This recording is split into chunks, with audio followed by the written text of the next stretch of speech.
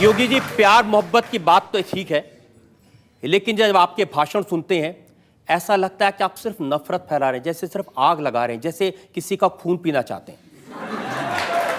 मैं एक सन्यासी हूं और एक सन्यासी होने के नाते सच बोलने का साहस करता हूं। जो सच है वो बोलता हूं। देश की राजनीति सच स्वीकार करने को तैयार नहीं है।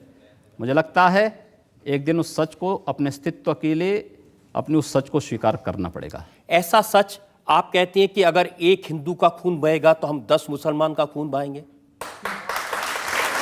मुझे लगता है किस परिप्रेक्ष्य में हुआ है, किस परिप्रेक्ष्य में कहा गया है, पूरा वक्तव्य सामने आएगा तो मुझे लगता है उस पर ज़्यादा बेहतर तरीके से बोलूँगा। चलिए, आपको मैं पूरा वक्तव्य सुना देता हूं आपका। ऐसी क्या बात है। ये वीडियो हमारे पास में है 27 जनवरी 2007 का, गोरखपुर में कैसे आपके मुंह से मशीन गन से भी ज्यादा आग निकल रही है, ये आपको सुनवाते हैं। अगर एक हिंदू का खून बहेगा तो एक हिंदू के खून के बदले आने वाले समय में हम प्रशासन से एफआईआर दर्ज नहीं करवाएंगे, बल्कि कम से कम 10 ऐसे लोगों की हत्या अवश्य करवाएंगे जो लोग किसी कतई अब बर्दाश्त की सीमाएं समाप्त हो चुकी हैं।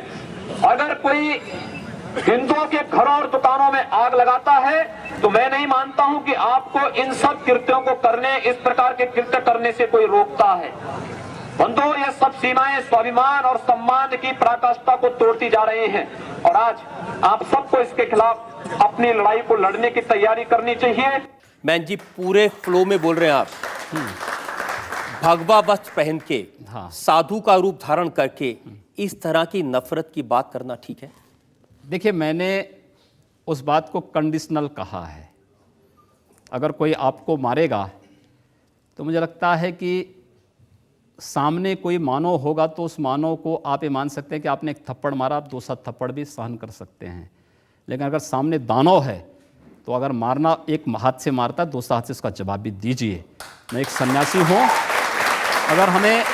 अगर हमें शास्त्र का प्रशिक्षण दिया गया तो शास्त्र के साथ साथ शस्त्र का भी।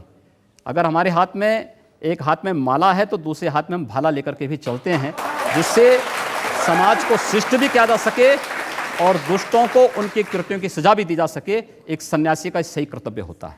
योगी जी, आप भारत की पार्लियामेंट के सदस्य हैं, आप उस सर्वोच्च व्यवस्था में हैं जो कानून बनाती है। आप लोगों से कह रहे हैं कि हम एफआईआर दर्ज नहीं करवाएंगे, अगर एक मारेगा तो हम 10 मारेंगे। आप गब्बर सिंह हैं कि हमने प्रशासन से इस बात को कहा। जब प्रशासन बात नहीं मानता है, जहां पर प्रशासनिक व्यवस्था पूरी तरह फेल हो चुकी है, जहां पर वो किसी चीज को सुनने को तैयार नहीं है। गोरखपुर में दर्जनों व्यापारियों की दुकानें आग लगाई जा चुकी थी। एक व्यापारी की हत्या सरेआम इसलिए कर दी जाती क्योंकि हिंदू बालिका को जबरन मुहर्रम का जुलूस उस बालिका के साथ जबरन करने का प्रयास करता और वो व्यापारी उसको बचाने के लिए आता है तो उसकी हत्या सरेआम पुलिस की जीप से खींच करके, चाकू से गोंद करके उसकी हत्या कर दी जाती है। कोई इस बात को सुनने को तैयार नहीं। आखिर हम लोग बाकी इसके अलावा हमारे पास चारा क्या है? अपने लोगों को संगठित करके इस प्रकार के अन्याय का प्रतिकार करना। मुझे लगता है जब कानून और व्यवस्था फेल हो जाती है, जंगल राज हो जाता है, तो जंगल राज का जवाब जैसे को तैसा देने की तैयारी होनी ही चाहिए।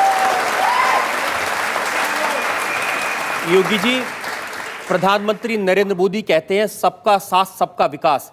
ऐसे विकास करेंगे लोग के घर जला के, उनको मार के? हमने कहा हम पहल नहीं कर रहे हैं।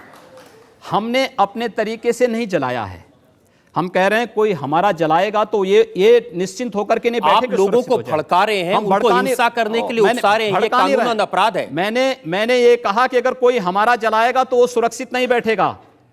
हम फिर इस बात की प्रतीक्षा नहीं करेंगे कि प्रशासन आएगा, हमारी बात को सुनेगा और फिर वह अपने तरीके से फैसला लेगा।